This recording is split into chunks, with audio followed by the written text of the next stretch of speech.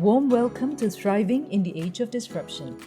It's a beautiful day for a chat, and we have Dr. Ramesh engaging with Ms. Phuong Uyen Tran in an exploration on the topics of women in leadership, crisis resilience, and family businesses. I met Phuong when we first started business consulting work with THP, and that must have been 10 years ago in 2009. She was at that time assisting her father as the assistant to the founder of THP. And this was soon after she had returned from her university study in Singapore. Phuong's growth since then has been phenomenal. She is today the deputy CEO of the THP Group, one of Vietnam's leading beverage companies. She's also an executive of the Beverage Association of Vietnam, and she sits on the executive committee of the Young Presidents Organization, or YPO Vietnam chapter. In fact, Phuong ranks as the youngest woman to have been accepted globally when she joined YPO in 2007. She has also represented Vietnam as the Honorary Consul of Sudan. She's a successful author with the book Competing with Giants. And now, what really strikes me and inspires me about Phuong is her deep commitment to having family businesses thrive, be it in sharing her own family's experience or in growing her family business now as a deputy CEO. Hello, Phuong. Thank you for agreeing to be a Changemaker guest speaker in our podcast series. We are so honored to have you. And I thought the best way to get started is for you to introduce yourself and perhaps a little bit about who you are professionally. Thank you, Ramesh. It's interesting that you have this podcast to help people, especially during a very stressful time, COVID time. Thank you for allowing me to contribute to this. I'm the eldest daughter in a family-owned business founded by my parents in 1994. We are the second largest beverage manufacturing in Vietnam. We focus on good for health drink. I'm working with my father and my sister. After my graduation from Singapore, I start working in THP with a position as secretary of a marketing director. And after 15 years, so I was appointed as deputy CEO of THP. I was involved in ERP, which is Enterprise Resource Planning Project. And that's my first excitement of process learning. And process learning is something very important for us, especially understand how all of the function in the company collaborate with each other. And it's also my first task as management. Learning how to work with a boss and an owner who is my own father is one of my first lessons. Then distinguish business issue and family issue is my key lesson as well. I'm happy after 20 years working in a family business and contribute to the success of a Vietnamese business. I published a book named Competing with Giants to share many lessons that empower and inspire other business in emerging markets like Vietnam. And that's still the only book sharing about Vietnamese business until today. I hope that you can get a lot of value through failure and success story of THP. I hope that with this sharing, there's also a lot of value that I can contribute to you. Oh, wonderful. Thank you so much for that introduction to yourself. And we are definitely going to circle back to different aspects of it. But the first thing that I wanted to ask you was about your time in Singapore. How old were you when you were in Singapore and what did you do here? This is an interesting and tricky story between my father and I. Growing up in a family business with the fear of owner parents, I think it's similar to other business owner. They concerned of having a spoiled child. The condition of my father is I need to get enrolled in one of the university in Vietnam. I need to pass the test to and finish the first year of economics university in Ho Chi Minh City. And then with a lot of debate, I aligned with my father. I chose to come to Singapore. in Vietnam is always a dream of all the children going to US. After my first year in a university in Vietnam, I came to Singapore. And so you completed your university degree in Singapore and did not go to the US at that time, right? Yes. After 2 years trying in Singapore, I figured out that it's better that I graduate from Singapore because it's only 1 year left. There's no point going to US. My objective is graduate and start working. That's why I chose to finish and come back. Phuong, I'm wondering whether you chose to go back home immediately after studies in Singapore because you're generally close to your parents. As a child, having a chance to go away, we wish to go very far. We don't try to be close to our parents anymore. And we think that the world will be very different when we are far away from our parents. That's right. And I think the logic of choosing Singapore is my father think that I'm the first one who leave the family. And as a girl, it's better to find a safe country for daughters. So that's always a very protective father. I know that you also then took care of your brother when he came to Singapore to study. After I went to Singapore, I find out that my sisters love UK. And my brother, he is not interested in Singapore. So I have a conversation with my father that anything, if happened to us, we need to grow up to deal with it because we cannot expect parents will come over within 24 hours. Even 24 hours can be late. So please allow other people like my sister and my brother to choose the one that they love and just empower them to live with their choice. After that, my sister went to UK and she enjoyed with the culture of London, UK, Europe. And then my brother is the only one staying at home. So he feels lonely. And that's why my mom asked me if I just asked him to come over and stay with me there because we were very close to each other. Then when I go back to Vietnam, he left to US. So if I was to interview your siblings, what would they say about you? What words would they use? Wow, it's a great question. I think the first one, the first word that they will think of me, this is my point of view. Maybe they will answer different, but my point of view, they will say I'm very dominant. Oh, okay. You mean like bossy? Telling them what to do? Controlling, okay. Yeah, controlling. So it's not bossy, but controlling, yes. Okay. Only because you're the older sister and had to take care of them and therefore had to be careful about what they did or didn't do, I guess. I think there's also learning about family culture. Controlling is the only tool that I understand. And to make sure that my brother is safe, I need to tightly monitor and making sure that things happen. That's why when he left to study in US, I chose the school which people describe it as an army. They have to send report to me every week. And if he would like to go out of the high school, they have to ask me. I have to write them emails, allow him to go out. It's really like the army culture. I hope that they will say I care for them. But I don't know whether it's really land for them in that way. But that's everything that I would like to give them the support and the best of whatever I can. Yeah, that's lovely. So it's your care for them that also might show up as control because it's a blend of these two things. Yes, I accept that whatever we do and whatever intention we have, it can land it with opposite meaning for the people who receive. So, so I will not come with the assumption that they will receive it with the same thing that I send out. That's really a very important point. The fact that we are able to note for ourselves that what we thought could actually be a different impact.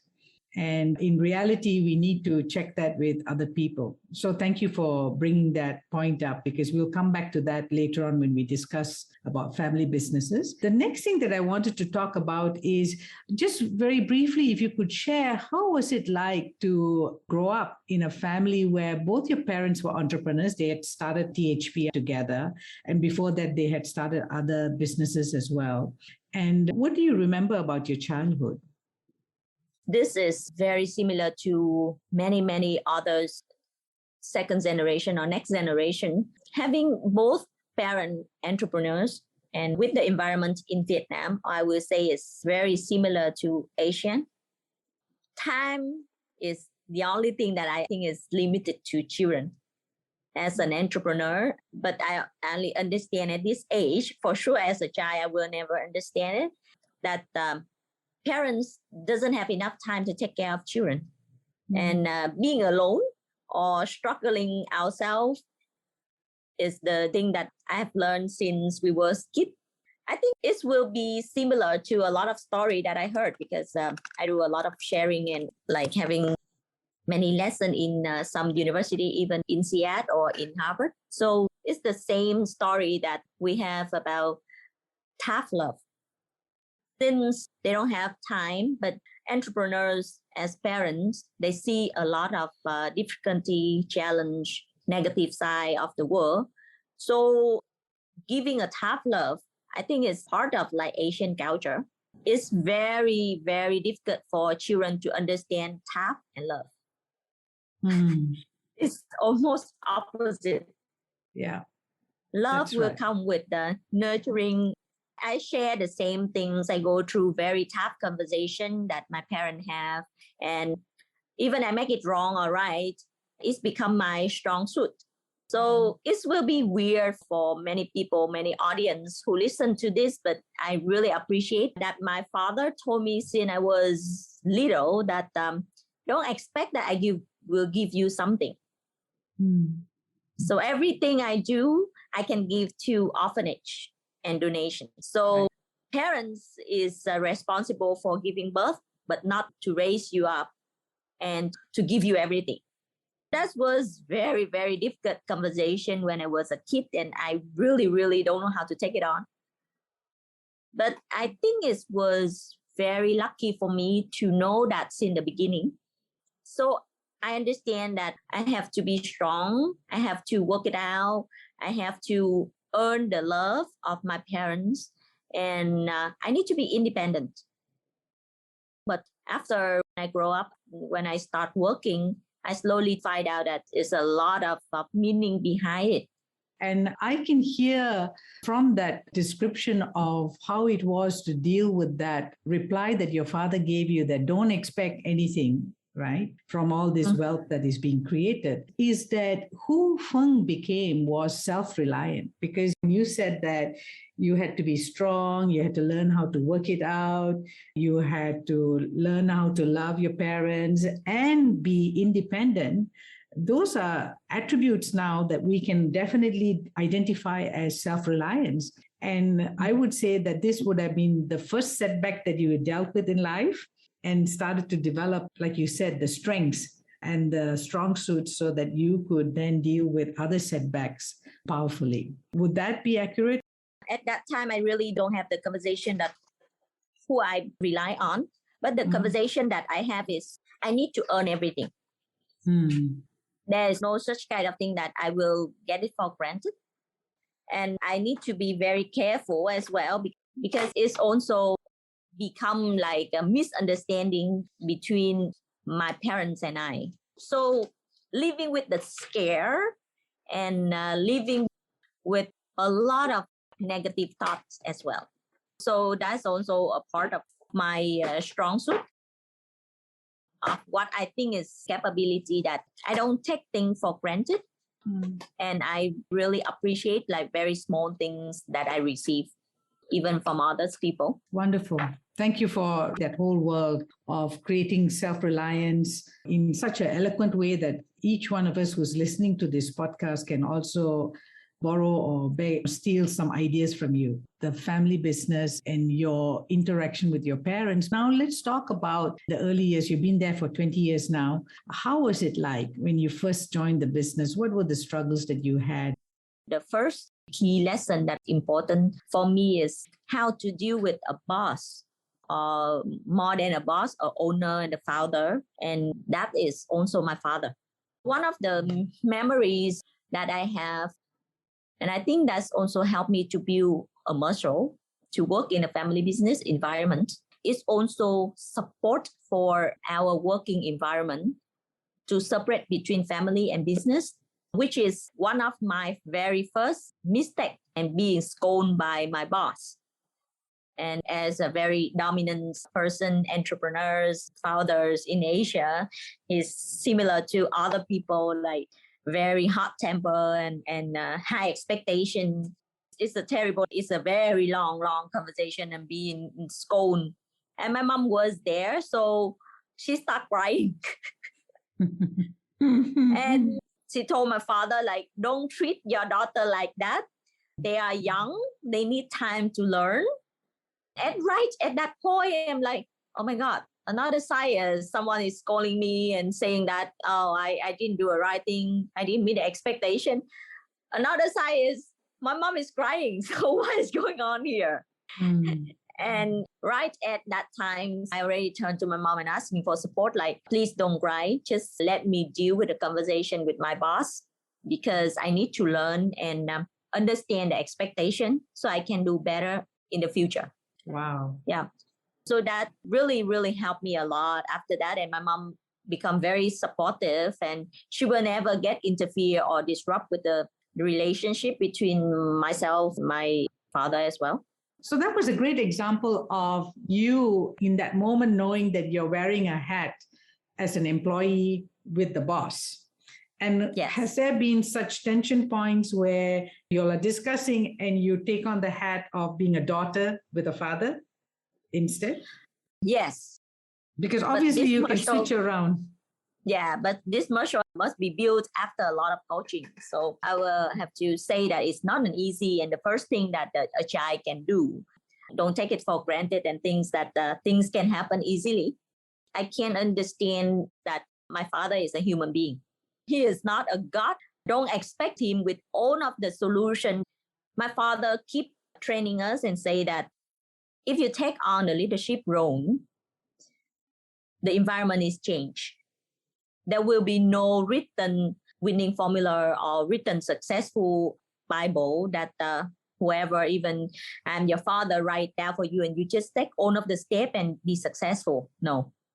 We just can equip for you the skill, the knowledge, and then when you deal with things, you have to do it on your own. You have to practice on your own and you have to implement it. Understand, I do need to empower and inspire my father for a lot of things that it is a risk, but calculated risk. As a daughter, to build a trust and convince, like, why don't we just moving forward and take on with those things. There are two things, and coming back to a family business, for sustainable, we all need a bigger goal. We need to be more ambitious because just as a one owner and the business will last for 10 years, it will be very different for the business last for 100 years. So there are things like it will come with the clash of like sustainability or short-term profit. And that is where wearing the hat of a daughter need to be coming in. And with the generous of my father and the love that I understand he has. So I try to introduce a lot of concepts and usually we make fun of each other. Like at the age of more than 60, he willing to go to Switzerland and learn with us. It's a lot of like step out of his comfortable zone and boundary. But as a child, I have to say that we need to empower rather than request. I think maybe it's part of what I learned, nothing take it for granted. If the parent already did that, it's a lot of love that they give because as an older people, learning is something that people is very concerned in doing new things at an older age and doing something they are not master with and doing something that is not building their image, but it can make them losing face. Correct. Yeah. I can see that your father is inspired the way you think about life, and you have worked in a family business, and definitely about how you have created your own success formula. And I love the fact that you said that when you are a leader, you have no manual or a guidebook, and that you're out there and you have to keep creating it from nothing. And it's always a journey. So, what I want to do now is to talk a little bit about you as a woman in leadership and decision making, because you also had an opportunity about 10 years ago to become an ambassador to Sudan, and you fulfilled that role for 8 years before you decided to move on. Perhaps you can share with us that whole journey and what happened. Yes, when putting this in the context, the woman in leadership is exactly the conversation that we have in our company, that we don't want women in leadership terms, because it's already like setting the expectation that the woman need to be favored. Very good. And that is not in our mind, and even the experience that I have as a very young person in the role of ambassador of a country. So having a meeting with minister of Ho Chi Minh City, came all the way to Sudan and missed some of the 5 ministers, organized a trip and having meeting with all the Vietnamese business when we came there. So I will never have a silent conversation to myself that, oh my God, how I can do this. I just have one objective, is how I can make things happen and how it can happen in the best result that I can drive. Being a woman in leadership, first, I must say I thanks to everyone who empower women, because I don't think that things just happen nicely. So first is like, there is an acceptance and there is an empowerment. Even silent is a kind of support. If they don't against us, it's still okay. That's right. So don't expect for things to be perfect, and people have to step aside and make things perfect for us as a woman. Right. As a woman, what we can do different, and how we can contribute, and how we can deliver result. So those are the things that I think is important. It's not your age, it's not your gender, but at the end is the result, that how you can deliver. I think also what's valuable for the audience today to note is that there is a difference between our own expectation that as a woman we need to be favored, and how you have actually contextualized is that so long as people are not against us, then, we have a chance to do and be whoever that we want to be. But I want to address just one piece with you, Phuong, and that is the area of stereotypes. That is the first event that I attend as Honorable Counselor of Sudan. When the meeting about to start, people think that I'm late. And they say that we need to wait. And I was asking, so who are we waiting? And they say that I'm just a secretary. And they need to wait for the Honorable Council of Sudan coming. I'm saying, oops, sorry, I'm that person. And it was a shock for the whole room, because it's not only that I'm a woman, but I'm very young. I'm just at the early age of 30s. And there to take that roles, because I just have one objective, like what can I do for other people? Talking about another side very far from Vietnam, and people don't know much about that. As a young female leader, I can get attention and I can start to introduce a lot of things to Vietnam. And it's also like opportunity for other business to explore. So that's one of the, I think it's the nice memories. Actually, the relationship between Vietnam and Sudan and the rice export has been developed for many years. And not many people is aware of that. And as Vietnamese, we don't appreciate and acknowledge Vietnamese rice as well. So that is also part of what I bring out and get people to be aware about what good thing that Vietnam have done to other country as well. Right. Yeah. So that then people could see this as a model for other ways in which they could contribute. Yes. Lovely. Thank you for that. Yeah. I wanted to ask you a little bit about what is spirituality for you? As a Catholic, I do believe in whatever I do is mostly come from God. So even my life or even whatever good things or bad things I have in life, I share with people during COVID.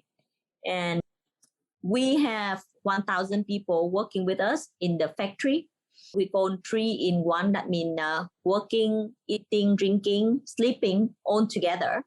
And it lasts for 125 days inside the factory. So it's just my simple philosophy that as the managers and owners, serving is part of my philosophy. Making sure that people are safe is our first priorities. Only the people are safe, the business continuity can last. And if we can sustain the business continuity, so that's how the business can survive. And living in the family business and my parents having very strong culture building for us is the living with what value added we can contribute for other people. It's not about how life treat you. It's not about how other people don't give you what you want. It's more about the day I still can live, I still can breathe in, can I bring for other people? Yes, so with all the good things and the blessing that I have from God, that's also what I think I can create values for community business and through the business and through THP. That's why I hope that I can share more story, our failure and our success, so people can use that and don't need to pay that price one more time since we already did it. And I presume that spirituality is an area that your mother influenced you greatly. Yes, my mom is very, very good Catholic. And I think with her trust, her belief in God, that helped her during her stroke. When my mom got stroke, it doesn't create any crisis in our family. When one family or the key decision-making members having problems, they will face with the huge challenge and it creates stress for other people. My mom was the one who tell people that God give me cross and he know how much I can carry. So don't worry. If he gave it to me, I will take it and I will do the best. So it's also like on Christmas, I wish everyone a great Christmas, even during a very tough time during COVID. So, Phuong, Dr. Tan came up with that whole theme about coexisting with COVID. And this was actually a month before any of the governments in the world said that. I think it was in August, right? So, can you share a little bit more about that? This is very interesting because as a task of a communication department, we wrap up the message and we really need help from the founders because the employees stay in the factory for so long. And the senior people, they share that they come with only 3 shirts because they don't think it will be that long, that 125 days. So we need any kind of message to deliver and to tell people emotional and a way like how we can survive during this. My father was refused all of the message. And as his characteristic, and he very consistent, and he say that if you choose different message, so I won't be the person who say it. And he say that the only thing that we have to do is coexist with COVID and deal with it, live with it powerfully. We all scared. We all have fears, but those won't help us to survive. Like acknowledge the fear and the scare and moving forward. and how to live in this difficult time. Yes, so that is the message that he want the company to receive, and he want to empower other people, tell the people in a nice way. But he would like each of the employees in THP be strong and deal with the reality.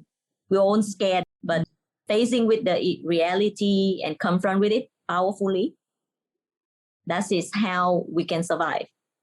And even like for us, we never can imagine that we survive for 125 days inside the factory. Yes. Phenomenal. Awesome. Well, thank you for sharing that. And to wrap up the conversation, how would you describe thriving? It will be a very challenge for everyone, for the whole world for the last 24 months. And the next coming 3 months, 6 months, and that's still a question mark. So Yes. At the moment, I think business continuity is important. And with that is also help to support for our community, our employees, and any business can survive. This is a great contribution, is a great success. Right. And that's really great that thriving for a business is going to be focusing on its continuity and the kind of support that they can give to the community. And what about for you personally? What does thriving mean? For me, I think it's quite simple. I do believe I receive a lot as well. So thriving to me means how I can inspire other business, especially in Vietnam, hopefully can be in other emerging markets, to become the best of themselves. Wonderful. For example, like in 2003, we are super small in Vietnam, and we joined into beverage industry, and others MNC, they have a big market share. So being the best of whatever we can, we just hopefully and put a vision that we can become as our mission. We put the dream and the aspiration that we will have any footstep in Asia. And after 7 years, we already become the largest one in Vietnam. Yes, so Right. Just be the best of themselves, something can be amazing that you can inspire other people to do the best of what they can as well. That's right. And you actually document this in your book, Competing with Giants, this journey that Yes, THP and took. Yes, and I do share a lot of details and even our family mission and family core values, not only business. So it's a part of supporting the whole journey. In life, you always have choices. And one of the key choices that THP and your family had to deal with was to turn down the offer for the $2.5 billion a few years back from Coca-Cola. Where did you all stand when you made that decision? When we explore the opportunity, we have a concern and we have a expectation that how our business can become bigger. And that is always comes with our mission that when we started, we would like to have a Vietnamese business doing a good things and expand and grow. Yeah, and be global and come with that hope. We think that this is a great chance. But at the end, we need to walk away because we don't think that's the right opportunity. And the business objective of two companies are different. So that's why even like a lot of money doesn't mean that is this the ending fulfillment that we would like to have. Yeah. So doing something for community, something that can empower other business. And I'm so happy and proud to have THP as an example to introduce to the world that Vietnam are really open. And it's not only state-owned business, it's fair competition. If it's a private business and you think you are capable and you contribute for the consumer and you create value for the consumer, you can build a big business in Vietnam. Wow. So we should all head out to Vietnam. Yes, welcome to Vietnam soon. Thank you.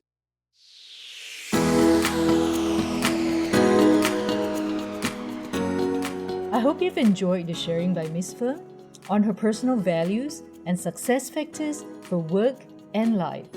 For more conversations with Dr. Ramesh, do follow our podcast on Apple Podcasts, Spotify, or wherever you're listening. Don't miss our next episode, anchored by yet another very special woman changemaker, Dr. Nisha Abu Bakar, who is a tourism expert, academic, and consultant, and one of LinkedIn's top 10 Singapore voices in gender equity.